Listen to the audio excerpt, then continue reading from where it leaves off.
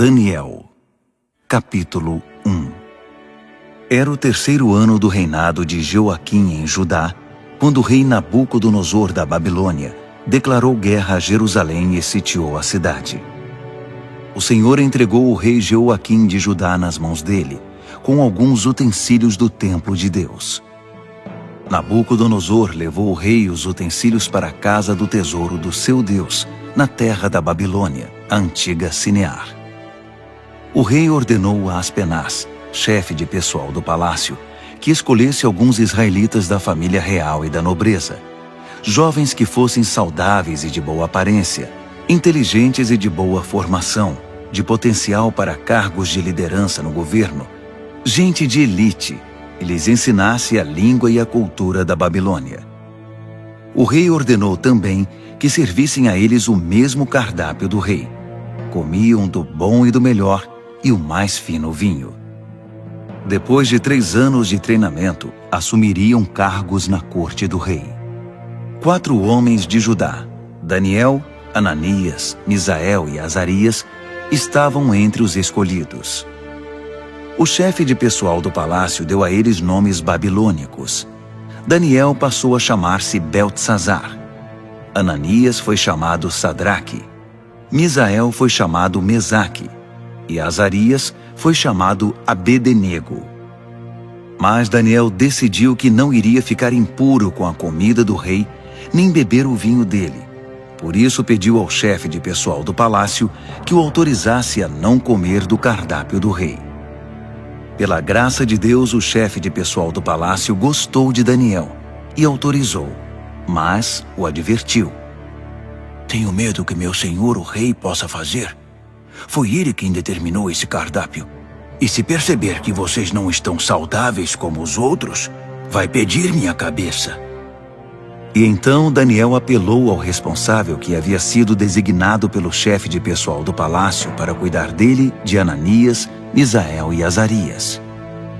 Faça uma experiência conosco por 10 dias. Traga apenas vegetais e água. Depois nos compare com os jovens que se alimentam do cardápio do rei e tome sua decisão. O responsável por eles concordou e os alimentou com vegetais e água durante 10 dias.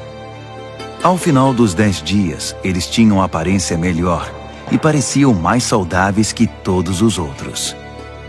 Assim, o responsável continuou a dispensá-los da comida e da bebida do cardápio do rei e servia-lhes apenas vegetais. Deus deu a esses 4 jovens conhecimento e habilidades em todas as áreas, tanto teórica quanto prática. Além disso, Daniel tinha o dom de interpretar todo tipo de visões e sonhos. Ao final do tempo determinado pelo rei para o treinamento, o chefe de pessoal do palácio os levou para a presença de Nabucodonosor. Quando os entrevistou, o rei os achou muito melhores que todos os outros. Ninguém estava tão bem quanto Daniel, Ananias, Misael e Azarias. E assim eles assumiram suas responsabilidades na corte do rei. Sempre que o rei os consultava sobre qualquer assunto, teórico ou prático, eles se mostravam 10 vezes melhores que todos os magos e encantadores do reino juntos. Daniel continuou no serviço do rei até o 1º ano do reinado do rei Ciro.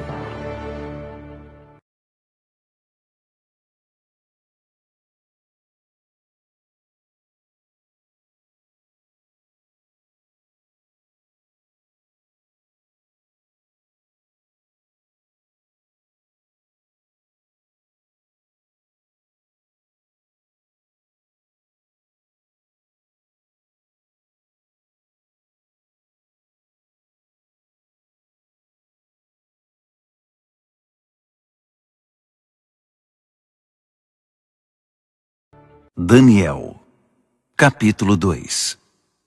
No 2º ano do seu reinado, o rei Nabucodonosor teve alguns sonhos que o estavam deixando maluco, tanto que ele nem conseguia mais dormir.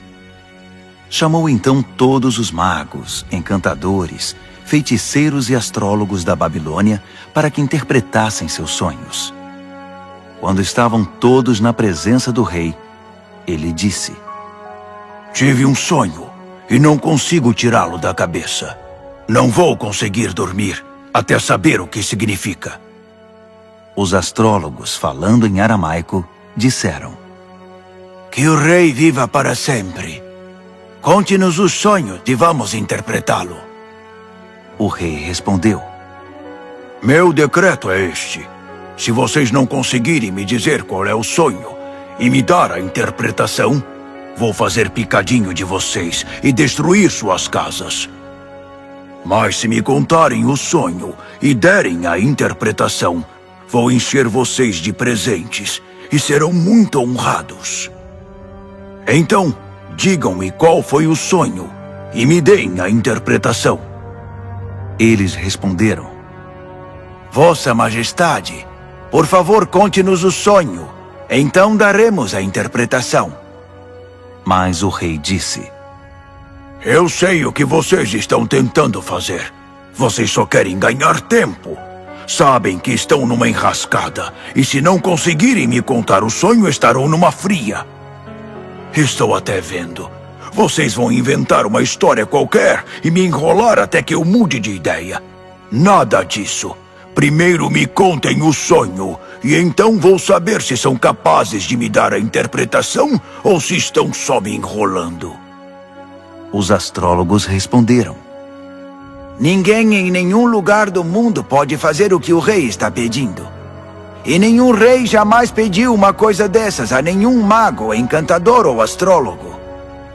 O que Vossa Majestade está pedindo é impossível, a não ser que algum deus o revele. E os deuses não vivem no meio de gente como nós. A resposta deixou o rei furioso. Ele perdeu a paciência e ordenou que todos os sábios da Babilônia fossem executados. A sentença de morte foi anunciada, e Daniel e seus amigos estavam entre os condenados à morte. Enquanto Arioque, chefe da guarda real, fazia os preparativos para a execução, Daniel sabiamente chamou-o de lado e lhe perguntou o que estava acontecendo. Por que o rei deu uma ordem como essa, tão de repente? Arioque explicou a razão de tudo, e Daniel foi procurar o rei, pedindo um pouco de tempo para que pudesse interpretar o sonho. Daniel foi para casa e contou a seus amigos, Ananias, Misael e Azarias, o que estava acontecendo. Ele pediu que orassem ao Deus dos céus por misericórdia, para solucionar o mistério, e assim poderem escapar da morte. Naquela noite, a solução do mistério foi revelada a Daniel numa visão. Daniel louvou ao Deus dos céus, dizendo: Bendito é o nome de Deus para todo sempre. Deus é sábio e todo-poderoso. Ele muda as estações e conduz a história. Escolhe reis e também os depõe. Ele dá tanto a sabedoria quanto o discernimento. Ele abre as profundezas, revela os segredos, conhece o que há na escuridão. A luz transborda dele. Ó Deus dos meus antepassados, a ti toda a minha gratidão e todo o meu louvor. Tu me tornaste sábio e forte, e agora nos mostraste o que pedimos. Tu resolveste o mistério do rei. Assim Daniel voltou a falar com Arioque, o encarregado da execução. Ele disse: Cancele a execução. Leve-me ao rei. Eu vou interpretar o sonho dele. Arioque não perdeu um minuto. Correu ao rei, levando Daniel com ele, e disse: Achei um homem entre os exilados de Judá que pode interpretar o sonho. O rei perguntou a Daniel, cujo nome babilônico era Beltesazar: Você tem certeza de que pode fazer isto? Contar o sonho e interpretá-lo? Daniel respondeu ao rei: Nenhum homem pode decifrar o mistério do rei, quem quer que seja, sábio, encantador, mago ou astrólogo. Mas há um Deus no céu que revela os mistérios, e ele me revelou. Ele está mostrando ao rei Nabucodonosor o que vai acontecer no futuro. Este é o sonho que o rei teve, a visão que encheu sua mente. Enquanto Vossa Majestade estava deitado na cama, ó rei, vieram ideias sobre o que vai acontecer no futuro. Aquele que revela mistérios mostrou ao rei o que vai acontecer. Mas a interpretação foi dada por meu intermédio, não porque eu seja mais sábio que qualquer outra pessoa, mas para que o rei saiba o que significa e entenda o que sonhou. O que viu, ó rei, foi uma enorme estátua em pé na sua frente, muito impressionante, mas também apavorante. A cabeça da estátua era de ouro puro, o peito e os braços eram de prata, o ventre e os quadris eram de bronze, as pernas eram de ferro, e os pés eram uma mistura de barro com ferro. Enquanto você estava olhando para a estátua, uma pedra que se soltou por si só da montanha, sem que ninguém o fizesse, atingiu a estátua, esmigalhando os pés de ferro e barro. Então tudo desmoronou e ficou em pedaços. O ferro, o barro, o bronze, a prata e o ouro. Ficou tudo como restos amontoados, relegados ao esquecimento. Mas a pedra que atingiu a estátua tornou-se uma grande montanha que dominava o horizonte. Esse foi o sonho. Agora vamos à interpretação do sonho. Ó rei, Vossa Majestade é o soberano mais poderoso da terra. O Deus do céu deu tudo ao Senhor: governo, poder, força e glória. Ele o designou responsável pela humanidade e por todos os animais do campo e as aves do céu, no mundo todo. O rei é o cabeça de todos os governantes. É a cabeça de ouro. Mas seu reino será tomado por outro reino, inferior ao seu, e este por um terceiro, o reino de bronze, que governará toda a terra. Por fim, um quarto reino, forte como o ferro, assumirá o poder. Assim como o ferro despedaça tudo que atinge, esse vai quebrar, esmigalhar e pulverizar todos os reinos anteriores. Mas os pés e os dedos dele, que são uma mistura de ferro e barro, significam que o reino será dividido, mas ainda haverá a força do ferro. Assim como os dedos eram de ferro e de barro, o reino terá uma parte forte e outra frágil. Esse reino fará alianças, mas não darão certo. Não conseguirá se unir a nenhum outro reino, assim como o ferro e o barro não se misturam. Mas no tempo desses reinos, o Deus do céu edificará um reino que nunca será destruído, nem nunca será dominado por outro. No final, esmagará os outros reinos, destruirá todos eles e será eterno. Será como a pedra que se soltou por si só da montanha, sem que ninguém o fizesse, que esmigalhou o ferro, o bronze, o barro, a prata e o ouro. O grande Deus fez o rei saber o que vai acontecer no futuro. Essa é a revelação exata do sonho, e também a interpretação correta. Quando Daniel terminou, o rei Nabucodonosor, perplexo, prostrou-se com o rosto no chão diante de Daniel. Ele ordenou uma oferta de sacrifícios e de incenso em honra a Daniel e declarou: Seu Deus realmente é o Deus de todos os deuses, o Senhor de todos os reis, e Ele revela todos os mistérios. E eu sei, porque você decifrou o mistério. Então o rei promoveu Daniel a um elevado cargo no reino. Encheu-o de presentes e o empossou como governador de toda a província da Babilônia e chefe de todos os sábios da Babilônia. A pedido de Daniel, o rei designou Sadraque, Mesaque e Abednego para postos administrativos em toda a Babilônia, enquanto Daniel permaneceu no palácio real.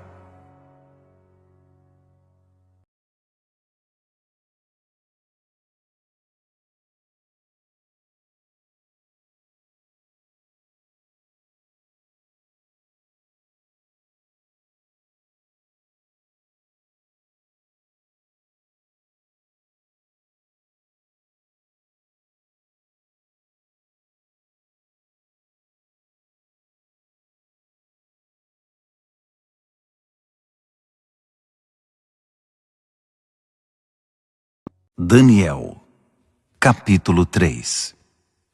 O rei Nabucodonosor construiu uma estátua de ouro com 27 metros de altura e 2 metros e 70 centímetros de largura. Ele a ergueu na planície de Dura, na província da Babilônia. Em seguida, ordenou a todos os líderes importantes da província que comparecessem à cerimônia de dedicação da estátua.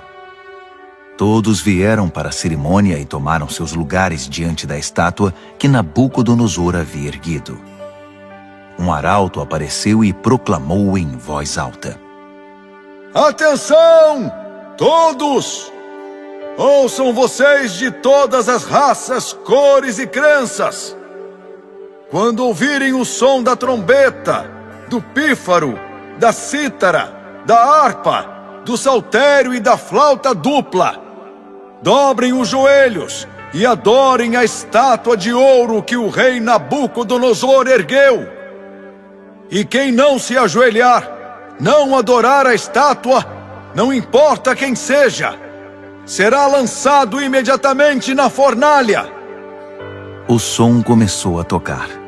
Todos os instrumentos musicais da Babilônia e gente de todas as raças, cores e crenças dobraram os joelhos e adoraram a estátua de ouro que o rei Nabucodonosor havia erguido. Foi então que os astrólogos da Babilônia se manifestaram e acusaram os judeus. Eles disseram ao rei Nabucodonosor: Que o rei viva para sempre. Vossa Majestade deu ordens severas para que, ao ouvir o som tocar, deveríamos nos ajoelhar e adorar a estátua de ouro, e quem não o fizesse seria jogado na fornalha. Mas os judeus, Sadraque, Mesaque e Abednego, a quem o rei designou cargos elevados na província da Babilônia, ignoraram a ordem, ó rei. Eles não respeitam os nossos deuses e se negam a adorar a estátua de ouro que mandou erguer. Furioso, o rei Nabucodonosor ordenou que Sadraque, Mesaque e Abednego fossem trazidos. E quando eles chegaram, Nabucodonosor perguntou: Sadraque, Mesaque e Abednego, é verdade que vocês não respeitam meus deuses e se negam a adorar a estátua de ouro que mandei erguer? Vou dar a vocês uma segunda chance, mas a partir de agora, quando o som começar a tocar, vocês devem se ajoelhar e adorar a estátua. E se não o fizerem, serão jogados numa fornalha e ponto final. E que Deus vai livrá-los de mim? Sadraque, Mesaque e Abednego responderam: Sua ameaça não nos assusta. Se nos jogar na fornalha, o Deus que servimos pode nos salvar, não só da fornalha, como de qualquer outra coisa. E mesmo que ele não o faça, não importa, ó rei. Ainda assim, não vamos servir aos seus deuses, nem adorar a estátua de ouro que mandou erguer. Nabucodonosor estava prestes a explodir de tanta raiva. Imediatamente ordenou que a fornalha fosse aquecida 7 vezes mais que o normal, e que alguns homens fortes do seu exército os amarrassem e os jogassem na fornalha. Sadraque, Mesaque e Abednego, com os pés e mãos amarrados e vestidos em suas roupas, foram jogados na fornalha extremamente quente. Por causa da ordem do rei, a fornalha estava tão quente que só as chamas foram suficientes para matar os homens que carregaram Sadraque, Mesaque e Abednego. E eles acabaram caindo fornalha dentro. De repente, o rei Nabucodonosor levantou-se num salto e perguntou: Não jogamos 3 homens com os pés e as mãos amarrados? Responderam os homens. Isso mesmo, senhor! Exclamou o rei. Vejam, estou vendo 4 homens andando para lá e para cá no fogo, e eles estão bem. E o 4º homem parece um filho dos deuses. Não é possível. Nabucodonosor foi até a entrada da fornalha ardente e chamou: Sadraque, Mesaque e Abednego, servos do Deus Altíssimo, saiam, venham para cá. E Sadraque, Mesaque e Abednego saíram do meio do fogo. Todos os líderes do governo e os conselheiros do rei se reuniram para examiná-los e viram que o fogo não havia causado nenhum arranhão nos 3, nem um fio de cabelo queimado, nem cheiro de fumaça na roupa deles. Nabucodonosor exclamou: Bendito seja o Deus de Sadraque, Mesaque e Abednego. Ele enviou seu anjo e salvou seus servos. Eles confiaram no seu Deus, a ponto de ignorar as ordens do rei e arriscaram sua vida, mas não serviram nem adoraram outros deuses. Por isso decreto: todo, de qualquer lugar, cor, raça ou crença, que disser alguma coisa contra o Deus de Sadraque, Mesaque e Abednego, será despedaçado, e sua casa será destruída. Nunca houve um Deus que salvasse como esse. Então o rei promoveu Sadraque, Mesaque e Abednego na província da Babilônia.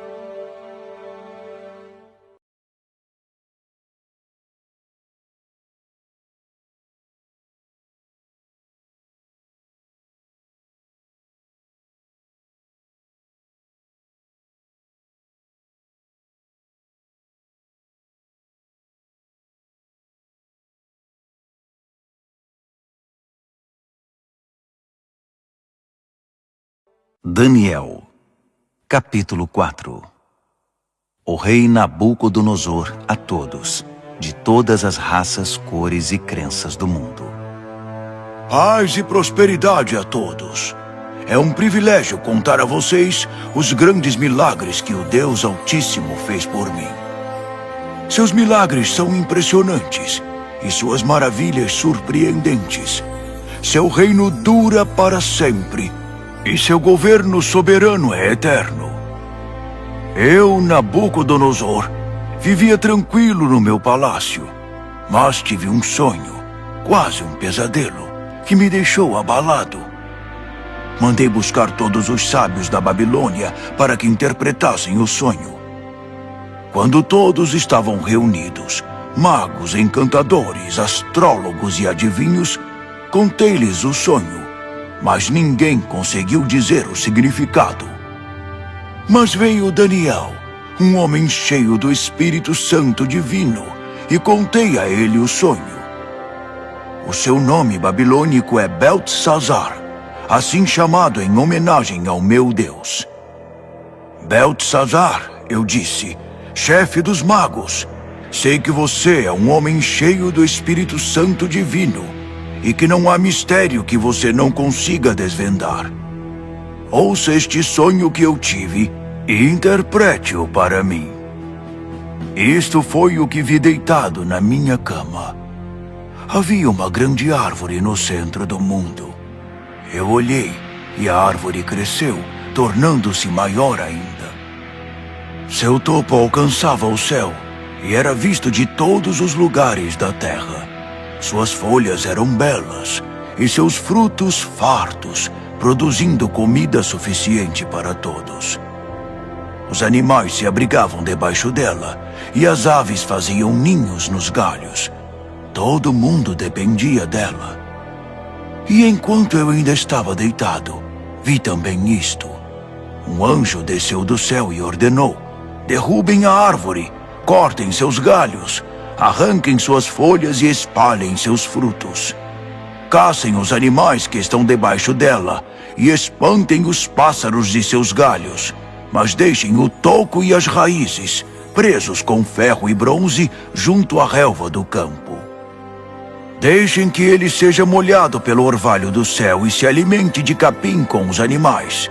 Que ele perca a mente humana e seja como um animal, e assim seja até que se passe 7 tempos. Os anjos anunciam esse decreto, as santas sentinelas trazem essa sentença, para que todos que vivem saibam que o Deus Altíssimo tem domínio sobre os reinos dos homens. Ele conduz tudo conforme seu querer, e de gente simples faz poderosos. Isso é o que eu, rei Nabucodonosor, sonhei. Beltesazar, agora é sua vez de interpretar o sonho para mim.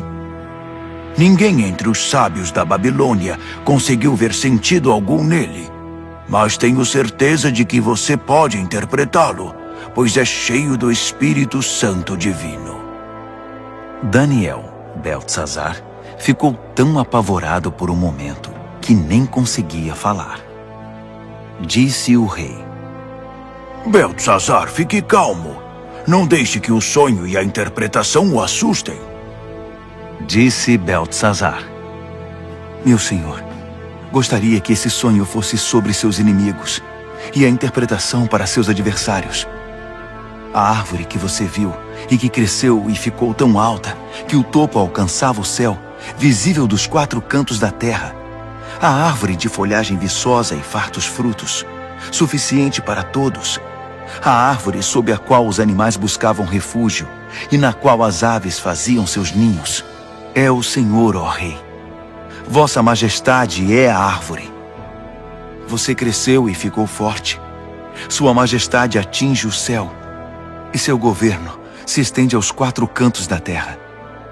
E os anjos que desciam do céu proclamando: derrubem a árvore, destruam-na, mas deixem o toco e suas raízes na terra, presos com ferro e bronze junto à relva do campo. Deixem que ele seja molhado pelo orvalho do céu e que se alimente de grama com os animais durante 7 tempos. Isso, ó Rei, também se refere ao Senhor. Significa que o Deus Altíssimo proclamou uma sentença contra o rei. Será tirado do convívio dos homens e viverá com os animais. Se alimentará de capim como os bois e se molhará com o orvalho do céu. Isso durará 7 tempos, e o Senhor aprenderá que o Deus Altíssimo tem o domínio dos reinos dos homens e conduz tudo conforme seu querer. A parte sobre o toco da árvore e suas raízes que são deixados, significa que seu reino ainda será devolvido depois que o Senhor reconhecer que é Deus quem tem domínio sobre tudo. Portanto, ó Rei, aceite meu conselho. Abandone seus pecados e comece a viver diferentemente. Deixe essa vida de maldades. Viva com justiça e cuide dos necessitados e desamparados. Só assim o Senhor continuará a viver tranquilo. Tudo isso aconteceu ao rei Nabucodonosor. Passados apenas 12 meses, ele estava andando pela sacada do Palácio Real na Babilônia e, de repente, exclamou orgulhoso: Olhe para tudo isto. É a grande Babilônia. E eu a construí sozinho, como capital do meu reino para minha honra e glória. Assim que as palavras saíram da sua boca, ouviu-se uma voz do céu: Esse é o decreto contra você, rei Nabucodonosor.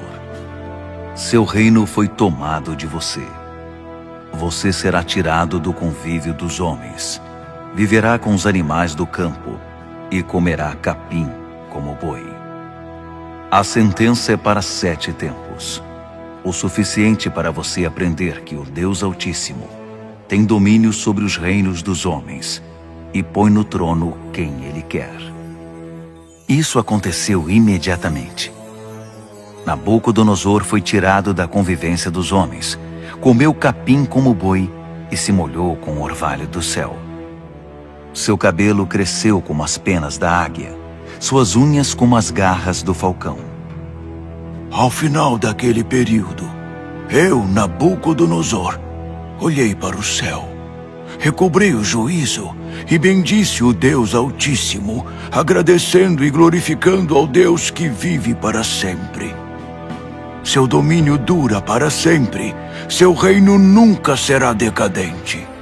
A vida na terra é insignificante. Deus faz tudo conforme seu querer. Ninguém pode opor-se à sua vontade. Ninguém pode questioná-lo ou desafiá-lo. Ao mesmo tempo em que recobrei o juízo, recuperei a majestade e a glória do meu reino. Todos os líderes e gente importante vieram me ver.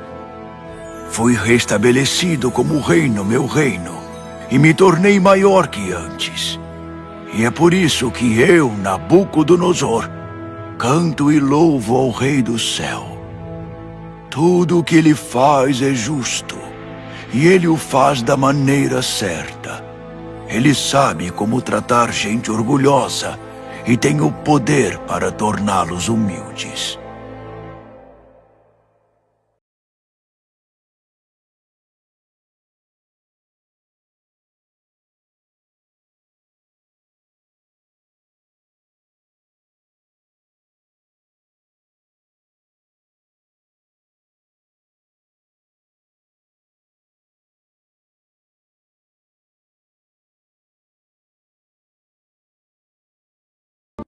Daniel, capítulo 5.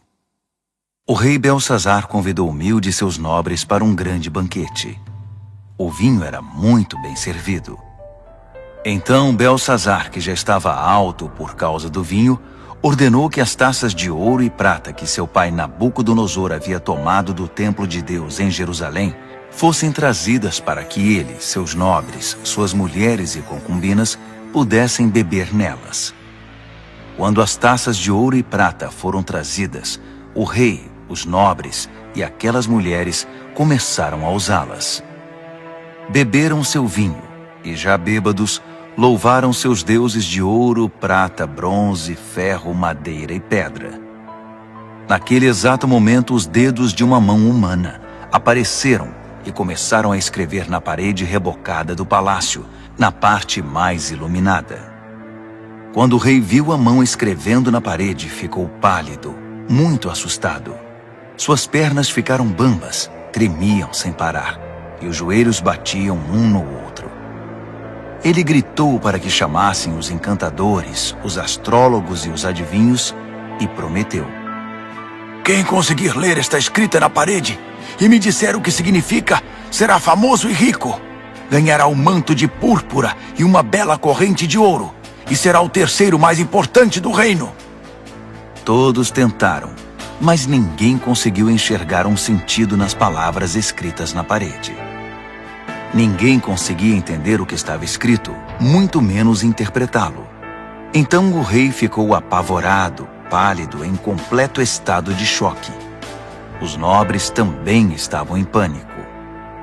A rainha soube que o rei e os nobres estavam em estado de choque e veio ao salão do banquete. Ela disse: Que o rei viva para sempre. Não se assustem, não fiquem aí sentados pálidos desse jeito. Há um homem no reino que é cheio do Espírito Santo divino. Durante o reinado do seu pai, ele ficou conhecido pelo seu brilho intelectual e por sua sabedoria espiritual.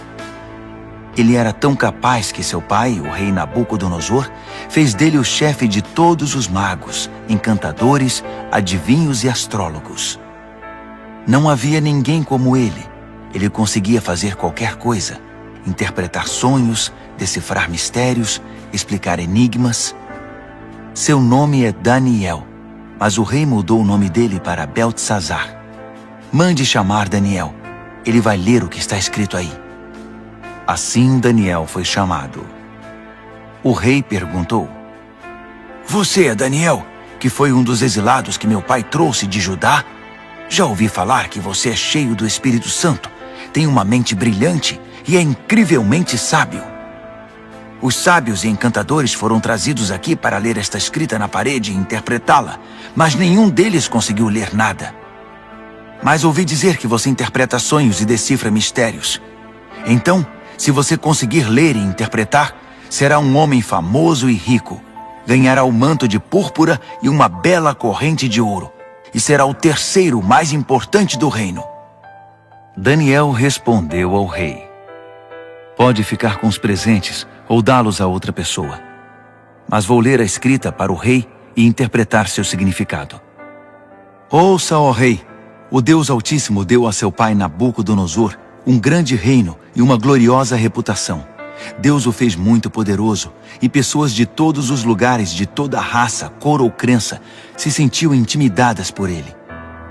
Ele as matava ou poupava, como e quando queria. Promovia ou humilhava as pessoas como bem desejava. Então Deus o humilhou e o privou de todo o poder. Ele foi tirado do convívio dos homens e passou a viver como animal. Comeu capim como boi e se molhou com o orvalho do céu até aprender esta lição: que o Deus Altíssimo tem domínio sobre os reinos dos homens e põe no trono quem ele quer. Você é filho dele, sabe de tudo isso, mas é tão arrogante quanto ele no seu pior momento. Olhe para você mesmo. Quer competir com o Senhor do céu? Você mandou buscar as taças sagradas do templo dele só por farra, para que o Senhor, seus nobres, suas mulheres e concubinas pudessem beber nelas. O rei usou as taças sagradas para brindar seus deuses de prata e ouro, de bronze e ferro, de madeira e pedra, deuses cegos, surdos e mudos. mas tratou com desprezo o Deus vivo, que tem a sua vida nas mãos, desde o nascimento até a morte. Deus enviou a mão que escreveu na parede, e o que está escrito é: Mene, Tekel e Peres. E este é o significado dessas palavras. Mene, Deus contou os dias do seu governo, e suas contas são negativas. Tekel, você foi pesado na balança e está em falta. Peres, seu reino foi dividido e entregue aos medos e persas. Belsazar fez o que havia prometido. Vestiu o manto de púrpura em Daniel, colocou uma bela corrente de ouro em seu pescoço e o promoveu a terceiro mais importante do reino. Naquela mesma noite, o rei Belsazar da Babilônia foi morto. Dario, o Medo, tinha 62 anos quando o sucedeu como rei.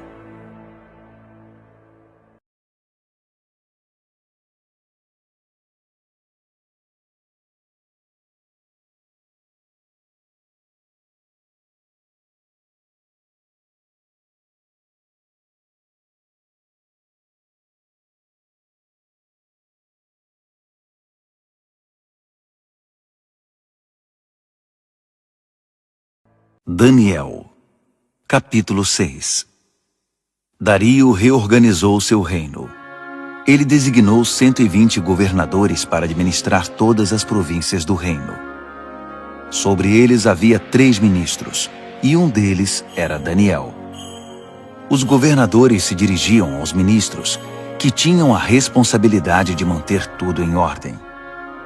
Mas Daniel era cheio de vitalidade, e tinha uma inteligência tão superior aos outros ministros e governadores que o rei decidiu designá-lo responsável por todo o reino. Os ministros e governadores se reuniram para ver se descobriam algum ponto fraco de Daniel que pudesse usar contra ele, mas não conseguiram nada.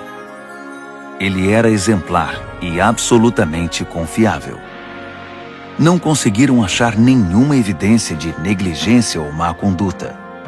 Após inúmeras tentativas, desistiram e disseram: Nunca vamos descobrir nada contra esse Daniel, a não ser que inventemos alguma acusação e tramemos algo contra ele. Assim, os ministros e governadores tramaram contra ele e foram ao rei dizer: Rei Dario, que viva para sempre! Nós, ministros, governadores e todos os principais oficiais, nos reunimos e concordamos em que o rei deveria promulgar o seguinte decreto: durante os próximos 30 dias, ninguém deve orar a nenhum outro deus ou homem exceto ao rei. Qualquer um que desobedecer será lançado na cova dos leões. Promulgue esse decreto, ó rei, e assine-o, para que seja revogável, com inscrição em pedra, conforme todas as leis dos medos e dos persas. E o rei Dario assinou o decreto. Daniel soube que esse decreto havia sido promulgado, mas continuou a orar como sempre fazia. Sua casa tinha janelas no andar de cima, voltadas para Jerusalém. 3 vezes ao dia, ele se ajoelhava ali em oração, agradecendo e louvando a Deus. Os conspiradores vieram e o viram orando, pedindo a ajuda de Deus. Imediatamente foram ao rei e o lembraram do decreto. O rei não assinou uma lei proibindo qualquer pessoa de orar a qualquer deus ou homem, exceto ao rei durante 30 dias? E qualquer pessoa que fosse apanhada fazendo isso seria jogada na cova dos leões? O rei confirmou. Com certeza, como inscrição em pedra, conforme todas as leis dos medos e dos persas. Então eles disseram: Daniel é um dos exilados judeus. Ignora sua ordem e desafia sua lei. Ele ora 3 vezes ao dia. O rei ficou desconcertado e tentou de todas as formas livrar Daniel da complicação em que o havia colocado. Ele pensou nisso o dia todo. Mas os conspiradores voltaram. Lembre-se, ó rei, é uma lei conforme todas as leis dos medos e dos persas, irrevogável. O rei cedeu e ordenou que Daniel fosse trazido e jogado na cova dos leões. Mas ele disse a Daniel: Seu Deus, a quem você é tão leal, vai livrar você desta situação. Uma pedra foi colocada sobre a entrada da cova. O rei selou a pedra com seu anel e com os anéis de todos os seus nobres, porque não podia ser revogado. O rei voltou para o palácio, mas não comeu nem conseguiu dormir. Passou a noite preocupado. Ao romper do dia, ele se levantou e foi depressa à cova dos leões. Quando chegou perto, chamou o aflito: Daniel, servo do Deus Altíssimo, será que seu Deus, a quem você serve tão fielmente, livrou você dos leões? Daniel respondeu: Que o rei viva para sempre! Meu Deus enviou seu anjo que fechou a boca dos leões para que não me fizessem nenhum mal. Fui considerado inocente diante de Deus e também diante do Senhor, ó rei, pois não fiz mal algum ao Senhor. Quando o rei ouviu essas palavras, ficou muito feliz. Ele ordenou que Daniel fosse retirado da cova. Depois que ele saiu, verificou-se que não havia nenhum arranhão sequer. Ele havia confiado em seu Deus. Então o rei ordenou que os conselheiros que tinham conspirado contra Daniel fossem jogados na cova dos leões, com suas mulheres e filhos. Antes mesmo de chegar ao fundo da cova, os leões já os agarraram e os despedaçaram. O rei Dario divulgou esta proclamação a todos na terra, de qualquer raça, cor e crença. A paz esteja com vocês. Muita paz. Decreto que o Deus de Daniel seja adorado e temido em todo o meu reino. Ele é o Deus vivo e permanece para sempre. Seu reino nunca é destruído. Seu governo continua eternamente. Ele é o Salvador e o Redentor. Ele realiza milagres impressionantes nos céus e na terra. Ele livrou Daniel do poder dos leões. Daniel foi muito bem tratado no restante do reinado de Dario e também no reinado seguinte, de Ciro, o persa.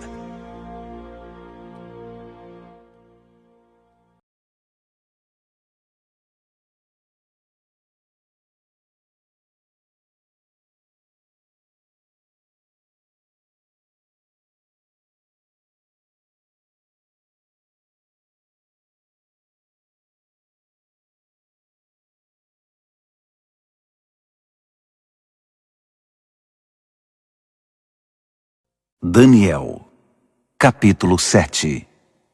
No primeiro ano do rei Belsazar da Babilônia, Daniel teve um sonho.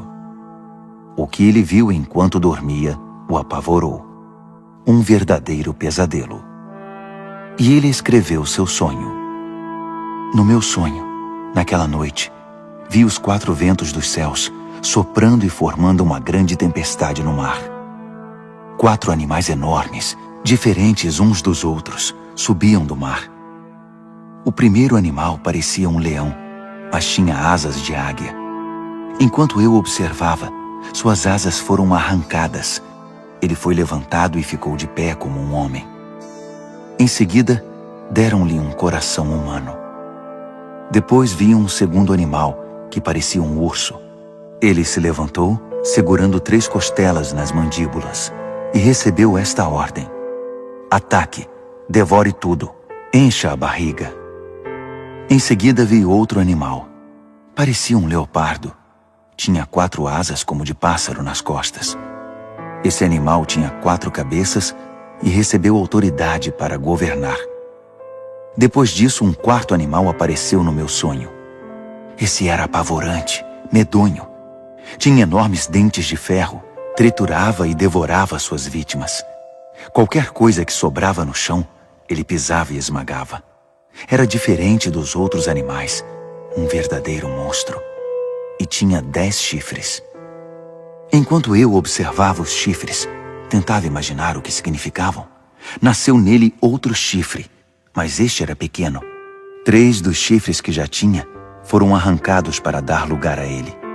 Havia olhos humanos no pequeno chifre e uma boca grande que falava com arrogância. Enquanto eu observava tudo isso, tronos foram estabelecidos e um ancião tomou seu lugar. Suas roupas eram brancas como a neve, o cabelo alvo como a lã. Seu trono estava envolto em chamas, as rodas brilhavam intensamente. Um rio de fogo jorrava do trono. Milhares de milhares o serviam, milhões o atendiam. Pediu-se silêncio no tribunal e os livros foram abertos. Continuei observando. O chifre pequeno falava com arrogância e enquanto eu observava, o monstro foi morto e seu corpo foi lançado no fogo. Os outros animais viveram ainda algum tempo, mas não fizeram nada, não tinham poder para governar. Meu sonho continuou. Então vi alguém, um filho de homem, chegando no meio de nuvens. Ele se aproximou do ancião e foi apresentado a ele. Ele recebeu poder para governar, toda a glória da realeza.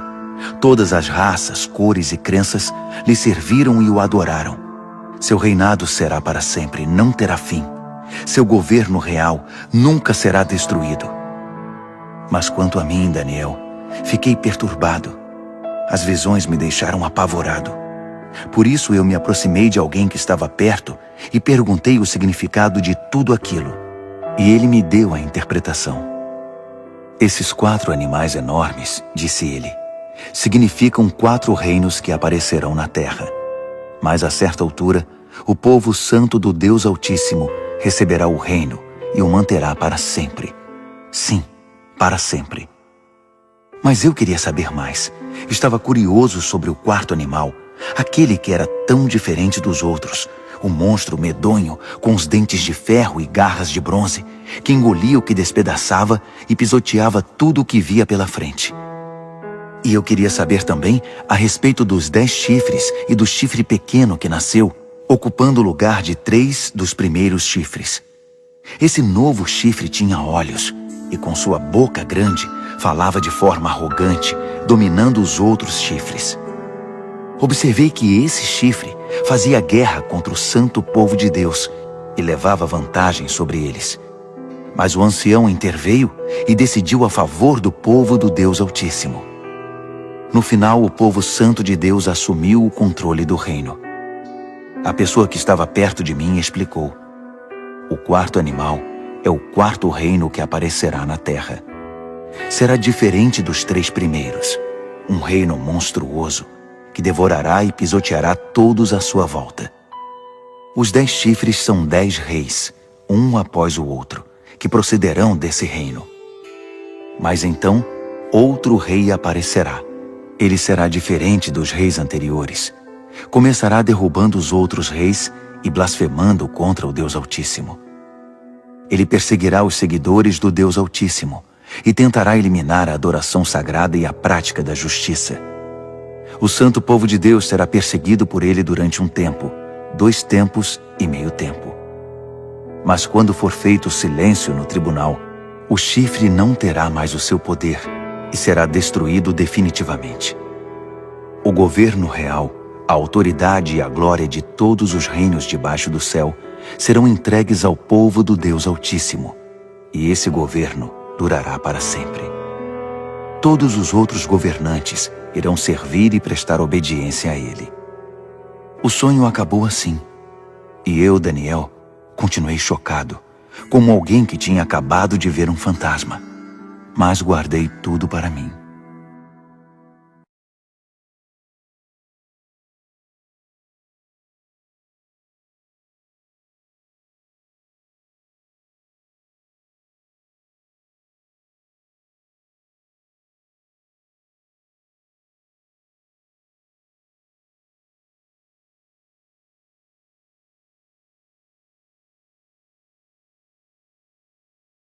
Daniel, capítulo 8. No 3º ano do reinado de Belsazar, eu, Daniel, tive outra visão. Era a 2ª visão.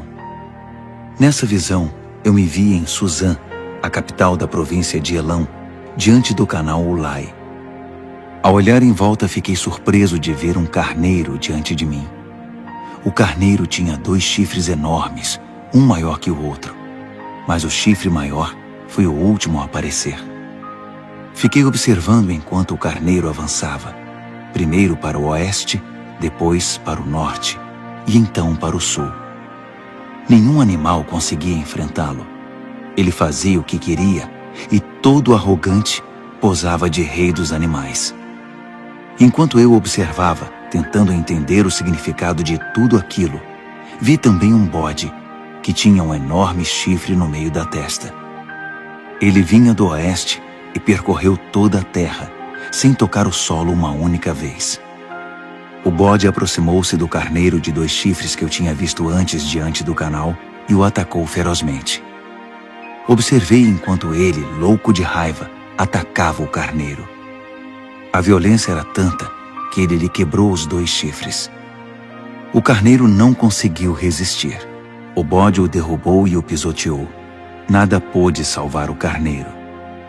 Então o bode tornou-se cada vez mais arrogante, e no auge do poder, seu chifre imenso se quebrou, e 4 outros chifres enormes surgiram no lugar, apontando para o norte, o sul, o leste e o oeste.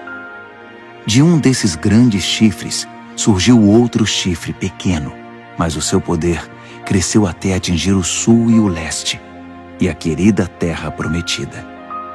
Cresceu tanto que atingiu as estrelas, o exército celestial, e lançou algumas delas na terra e as pisoteou.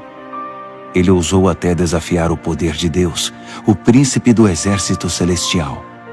Ele acabou com a adoração diária e profanou o santuário. Como castigo pelos seus pecados, o santo povo de Deus também foi atacado por ele. O chifre desprezou a verdade de Deus. Extremamente arrogante, dominou tudo o que via pela frente. Naquele momento ouvi 2 anjos conversando. O primeiro perguntou: quanto tempo vai durar isso? Sem adoração diária, esse castigo devastador pelo pecado? E o povo de Deus e o santuário vão continuar sendo desprezados e pisoteados? O outro respondeu: um período de 2.300 tardes e manhãs. Então, o santuário será restaurado. Enquanto eu, Daniel, estava tentando encontrar um sentido no que via, uma figura humana apareceu diante de mim. Ouvi uma voz de homem que vinha do canal de Ulai e chamava: Gabriel, diga a este homem o que está acontecendo. Explique a visão a ele. Ele veio até mim, mas quando se aproximou, fiquei aterrorizado e me prostrei com o rosto em terra. Ele disse: entenda que esta visão diz respeito ao final dos tempos.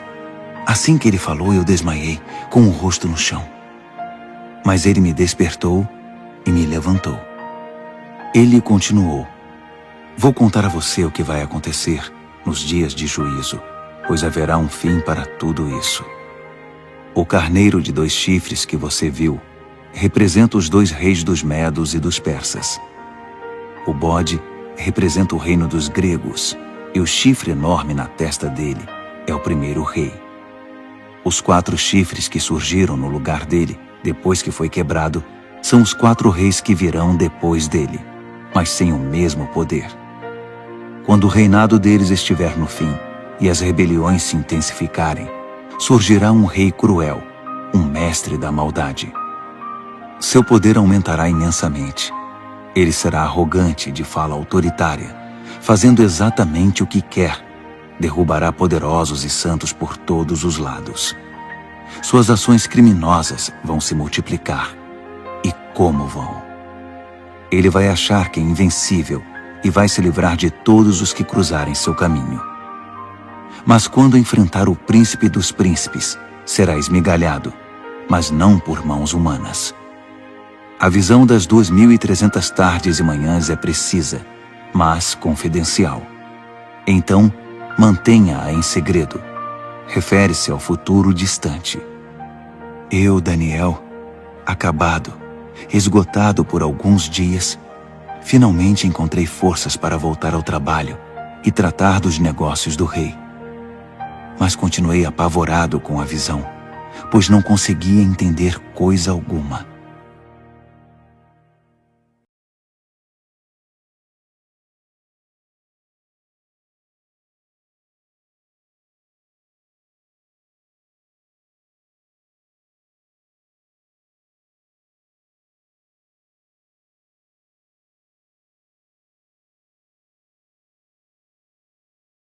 Daniel, capítulo 9.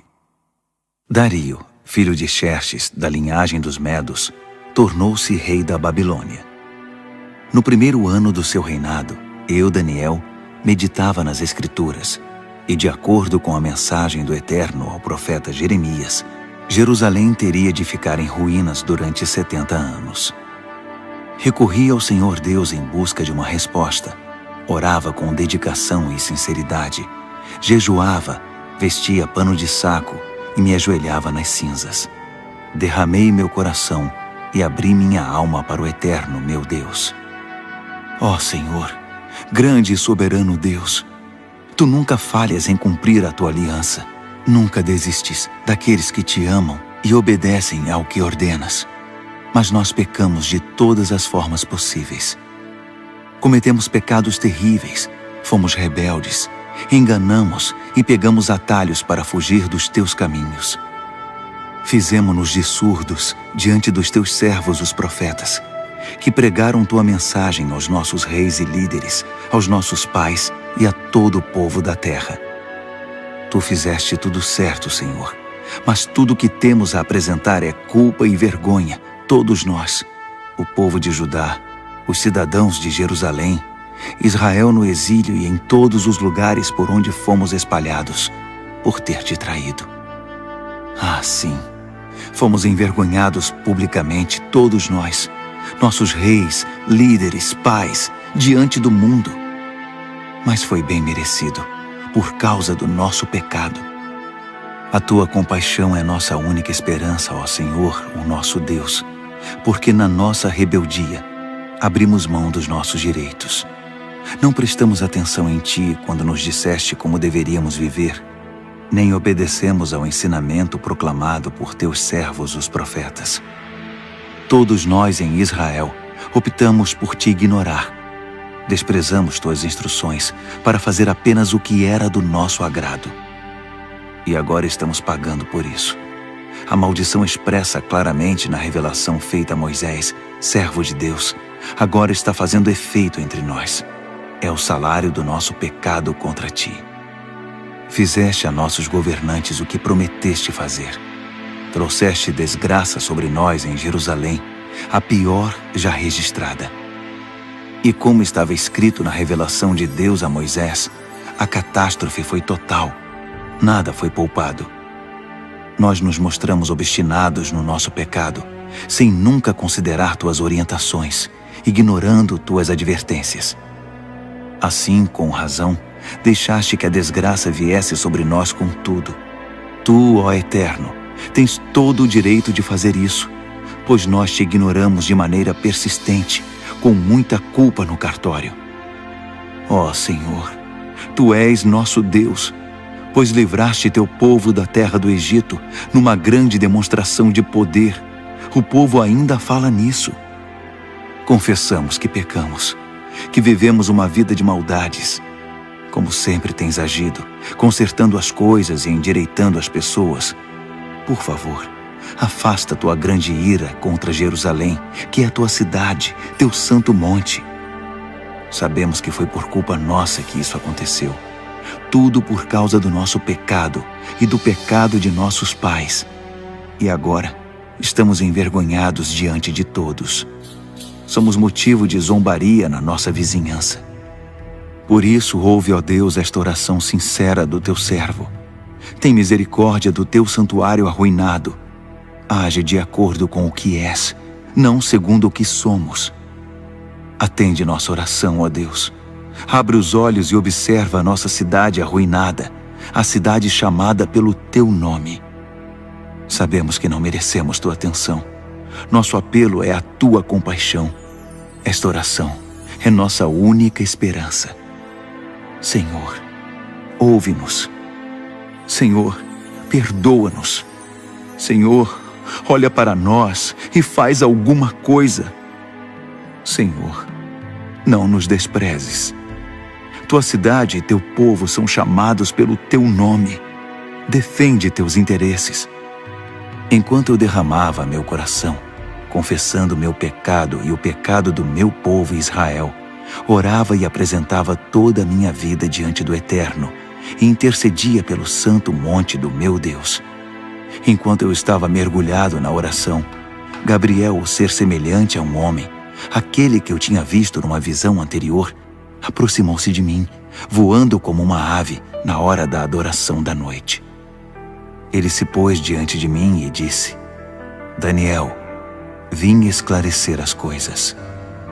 Assim que você começou sua oração, a resposta foi dada, e agora estou aqui para entregá-la. Você é muito amado, por isso, ouça com cuidado para entender o significado da revelação. 70 semanas estão decretadas para seu povo e sua santa cidade, como forma de conter a rebelião, dar fim ao pecado, arrancar o crime pela raiz, estabelecer a justiça para sempre, cumprir a profecia e ungir o lugar santíssimo. Aqui está o que você precisa entender. Desde o momento em que a ordem for dada para a reconstrução de Jerusalém, até a vinda do líder ungido, haverá 7 semanas. A reconstrução levará 62 semanas, incluindo a construção de ruas e muros. Serão tempos difíceis.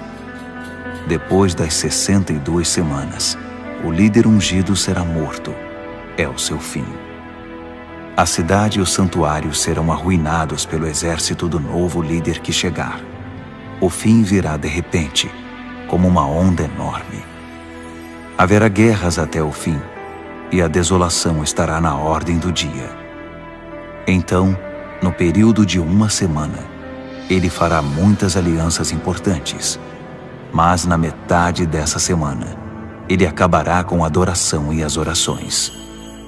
No lugar da adoração, irá se instalar a besta da profanação, que permanecerá ali até finalmente ser destruída.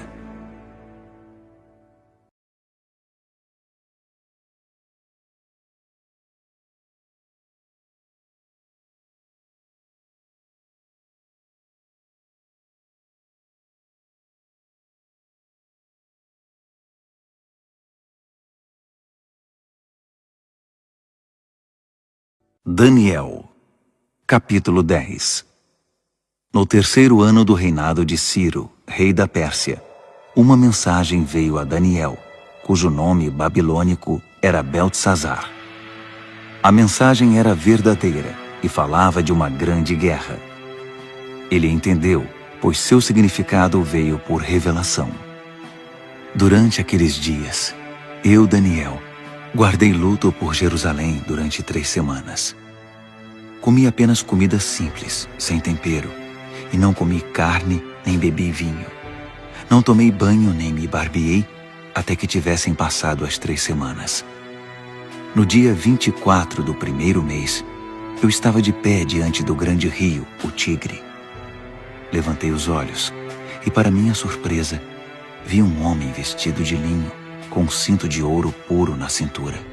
Seu corpo brilhava como se fosse esculpido de pedra preciosa. A face era radiante e os olhos, vivos e penetrantes como tochas. Os braços e pernas reluziam como bronze polido e sua voz soava como um grande coral. Eu, Daniel, fui o único a vê-lo. Os homens que estavam comigo, embora não estivessem vendo, foram tomados de medo e correram para se esconder, temendo o pior. Quando fiquei sozinho depois dessa visão, abandonado pelos meus amigos, meus joelhos ficaram bambos e o rosto pálido, sem força nenhuma. Quando ouvi o som da sua voz, não resisti e desmaiei. Caí com o rosto no chão. Mas uma mão me tocou e me pôs sobre as mãos e os joelhos. Daniel, ele disse, homem de valor, Deus ama você demais. Levante-se e preste muita atenção à minha mensagem. Fui enviado para falar dela a você. Quando ele disse isso, eu me levantei, mas não conseguia parar de tremer. Fique tranquilo, ele continuou. Não tenha medo. Quando você decidiu se humilhar para receber entendimento, sua oração foi ouvida, e eu me dispus a vir até aqui. mas fui impedido pelo anjo, que é o príncipe do reino da Pérsia, e isso me atrasou por 3 semanas. Mas Miguel, um dos anjos supremos, veio em meu socorro e ficou ali com o anjo, que é o príncipe da Pérsia. Estou aqui para ajudar você a entender o que vai acontecer com seu povo, pois a visão fala do futuro. Enquanto ele falava, fiquei só olhando para o chão. Não conseguia dizer nada. E fui surpreendido por algo parecido com uma mão humana que me tocou os lábios. Então abri a boca e comecei a falar. Quando vi, fiquei apavorado. Minhas pernas ficaram bambas. Eu não conseguia me mexer. Como é possível que eu, um humilde servo, fale com alguém como o Senhor? Estou completamente paralisado. Mal consigo respirar. Aquele ser, que parecia humano, me tocou outra vez e me deu forças. Ele disse: "Não tenha medo. Fique em paz. Você é amado demais. Tudo vai ficar bem. Tenha coragem. Seja forte." Enquanto ele ainda falava, veio-me coragem e retomei as forças. Então eu disse: "Pode falar, porque o Senhor me deu forças." Ele disse: "Você sabe por que vim aqui? Preciso voltar para lutar contra o anjo que é o príncipe da Pérsia. E depois que eu o tirar do caminho, chegará o anjo que é o príncipe da Grécia. Mas antes deixe-me contar a você o que está escrito no livro da verdade. Ninguém me ajuda na minha luta contra esses seres, a não ser Miguel, o anjo, que é o príncipe de vocês."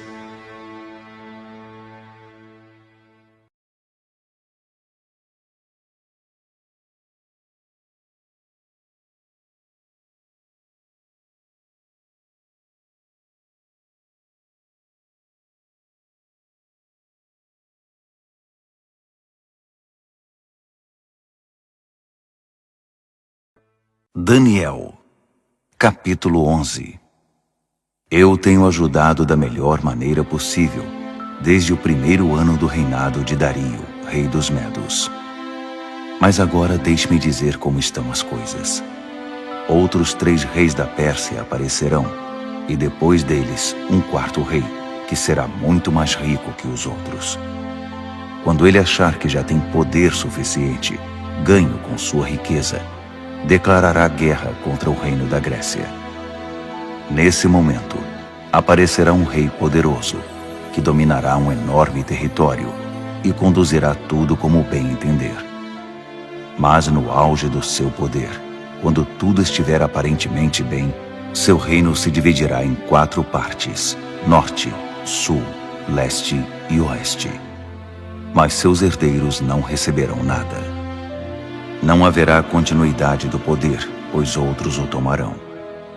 Em seguida, o rei do sul se fortalecerá, mas um dos seus príncipes será mais forte que ele e governará um território ainda maior. Depois de alguns anos, os dois se tornarão aliados, e a filha do rei do sul se casará com o rei do norte para consolidar o acordo. Mas a influência dela enfraquecerá e seu filho não sobreviverá. Ela, seus servos, seu filho e seu marido serão traídos. Algum tempo depois, alguém da família real aparecerá e assumirá o trono. Ele assumirá o comando do exército, invadirá o norte e alcançará grande vitória. Ele tomará os deuses de metal deles e todos os utensílios de ouro e prata que os acompanham e os levará para o Egito. Passado algum tempo, o rei do norte se recuperará e invadirá a terra do rei do sul, mas não terá sucesso. Terá de bater em retirada. Mas seus filhos formarão um exército gigante e descerão como uma inundação, um ataque impetuoso sobre as defesas do sul. Furioso, o rei do sul sairá e enfrentará o rei do norte, que estará à espera com seu enorme exército, mas apesar disso, será derrotado. Enquanto os cadáveres são tirados do campo, o rei, com muita sede de sangue, sairá massacrando dezenas de milhares. Mas sua vitória não vai durar muito, pois o rei do norte reunirá um exército ainda maior que o anterior, e depois de alguns anos, voltará à batalha com inúmeros soldados, muito arsenal e provisões inesgotáveis. Naqueles dias, muitos outros se engajarão na batalha contra o Rei do Sul. Revoltosos do seu próprio povo, embriagados por sonhos de poder, se ajuntarão a eles, mas acabarão frustrados. Quando o Rei do Norte chegar, fará rampas de cerco e conquistará a cidade fortificada. Os exércitos do Sul serão despedaçados diante dele. Nem mesmo suas famosas tropas de choque conterão o agressor. Ele entrará todo arrogante, como se fosse o dono de tudo. Ele se apossará da linda terra e se instalará aí. Depois, prosseguirá para ter controle total. Fará um tratado de paz e até dará sua filha em casamento ao Rei do Sul, parte de uma trama para destruí-lo de vez. Mas o plano será um fiasco, não será bem-sucedido. Mais tarde, voltará sua atenção para as regiões costeiras e fará inúmeros prisioneiros. Mas um general intervirá e dará um basta às suas ameaças. Quem metia medo ficará amedrontado. Ele voltará para casa e passará a cuidar dos próprios negócios. Mas a essa altura já estará acabado e logo já não se ouvirá mais falar dele. Ele será sucedido por um perdedor, já com seu governo, sua reputação e sua autoridade em frangalhos. Por isso não durará muito, sairá da história rapidamente, sem nem mesmo ter lutado. Seu lugar será preenchido por um sujeito desprezado e desprezível. Mas ele surpreenderá todos, saindo como que do nada e se apossando do reino. Ele avançará como um rolo compressor, e até o príncipe da aliança será esmagado. Depois de negociar um cessar-fogo, ele violará as condições. Que traidor! Com alguns poucos comparsas, assumirá o controle total. Ele invadirá as províncias mais ricas, quando elas menos esperarem. Ultrapassará todos seus antepassados. Prenderá e saqueará. Viverá com seus amigos num luxo desmedido. Ele fará planos contra as cidades fortificadas, mas não será por muito tempo. Ele ajuntará um grande exército muito bem armado para combater o Rei do Sul. Em resposta, o Rei do Sul manterá seu exército, ainda maior, a postos, pronto para a batalha. Mas não será capaz de sustentar essa condição por muito tempo, em razão das intrigas nas próprias fileiras. Sua corte estará minada por tramas e conspirações. Assim seu exército será esmagado, e o campo de batalha ficará coberto de cadáveres. Os dois reis, ambos com planos maldosos um contra o outro, vão se sentar à mesa de conferências e negociarão seus engodos. Nada resultará desse tratado, que não passará de um emaranhado de mentiras. Mas ainda não é o fim. A história não acabou. O Rei do Norte irá para casa carregado de despojos, mas sua mente estará voltada para a destruição da Santa Aliança, enquanto estiver passando pela terra a caminho de casa. 1 ano mais tarde, ele comandará nova invasão ao sul, mas a segunda invasão não será como a primeira. Quando os navios romanos chegarem, ele dará meia volta e retornará para casa. Mas ao passar pela terra, seu ódio contra a Santa Aliança será despertado. Ele fará acordo com todos os que se dispuserem a trair a Santa Aliança, tomando o partido deles. Suas forças entrarão marchando e profanarão o santuário e a cidadela. Eles irão banir a adoração diária, substituindo-a pela besta da profanação. O Rei do Norte honrará os que traírem a Santa Aliança, corrompendo-os ainda mais com sua conversa sedutora. Mas os que forem leais a Deus tomarão posição firme a favor de Deus. Os que mantiverem o bom senso ensinarão o bem às multidões pelo exemplo. Eles serão submetidos a provas terríveis durante um certo período. Alguns serão mortos, outros queimados, alguns exilados, outros roubados. Quando a prova for muito difícil, receberão alguma ajuda, mas não muita. E muitos dos pretensos ajudadores se portarão com indiferença. A provação refinará e purificará os que mantiverem o bom senso e permanecerem leais, porque há ainda mais por vir. Enquanto isso, o rei do norte estará agindo sem impedimento. Ele se levantará a uma posição superior à de qualquer deus, e até mesmo ousará desafiar o Deus dos deuses. Por um tempo isso será tolerado, até que se complete esse tempo de juízo, pois o que foi decretado precisa ser cumprido. Ele não terá respeito algum pelos deuses dos seus antepassados, nem mesmo pelo Deus predileto das mulheres. Desprezando qualquer Deus, o rei do norte se inchará de orgulho e se achará maior que todos eles. Ele chegará a ponto de desprezar o Deus dos santos, e no lugar em que Deus é adorado, colocará em exibição, com generoso ornamento de prata, ouro e pedras preciosas, um Deus novo, do qual nunca se ouviu falar. Marchando sob a bandeira desse Deus estranho, ele atacará as principais fortalezas. Promoverá todos os que seguirem esse Deus, dando a eles cargos importantes e recompensando-os com concessões de terras. Na conclusão dessa história, o rei do sul o enfrentará, mas o rei do norte se lançará contra ele como um furacão, com seus carros e cavalos e uma grande frota de navios, e varrerá tudo que estiver no seu caminho. Ao entrar na linda terra, as pessoas cairão diante dele como peças de dominó. Só Edom, Moabe e alguns amonitas escaparão. Ele vai avançar, dominando país após país. Nem o Egito escapará. Ele confiscará o ouro, a prata e todos os bens valiosos do Egito. Os líbios e os etíopes cairão com ele. Mas nesse momento, relatos perturbadores virão do norte e do leste e o farão entrar em pânico. Furioso, ele se apressará em suprimir a ameaça. Mas assim que armar suas tendas entre o mar Mediterrâneo e o Monte Santo, inúmeras tendas reais, ele encontrará seu fim. E não haverá uma alma viva por perto para ajudá-lo.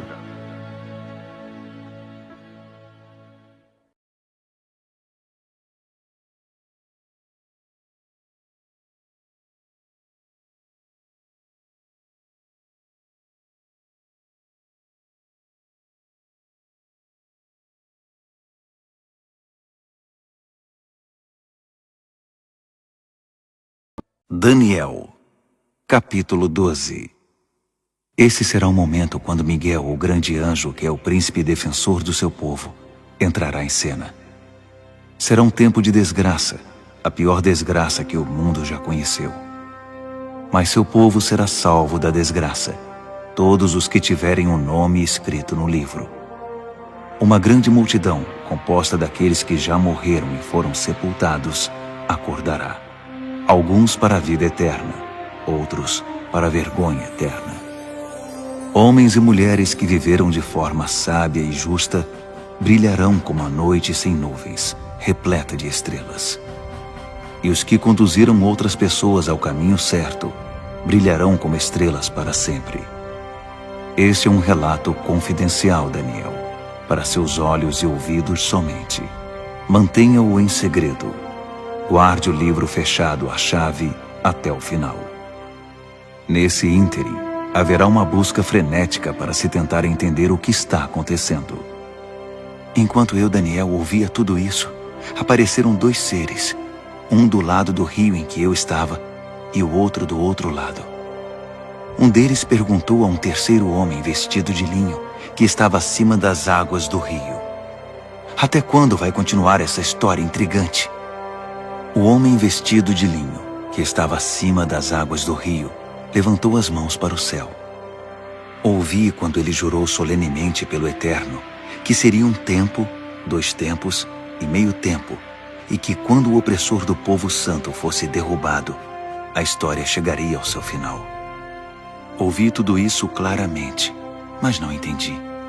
Por isso perguntei: Senhor, pode me explicar isso? Continue a fazer o que está fazendo, Daniel. Ele disse. A mensagem é confidencial e será guardada a chave até o fim, até que tudo chegue à sua conclusão.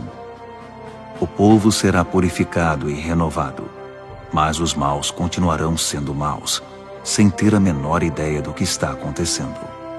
Já os que viverem de forma sábia e justa entenderão tudo. A partir do momento em que a adoração diária for abolida do templo e a besta da profanação for introduzida no seu lugar, vão se passar 1290 dias. Abençoados os que persistirem pacientemente durante os 1335 dias. E você prossiga em sua jornada, sem ficar ansioso ou preocupado. Fique tranquilo. Quando tudo tiver passado, você se levantará para receber sua recompensa.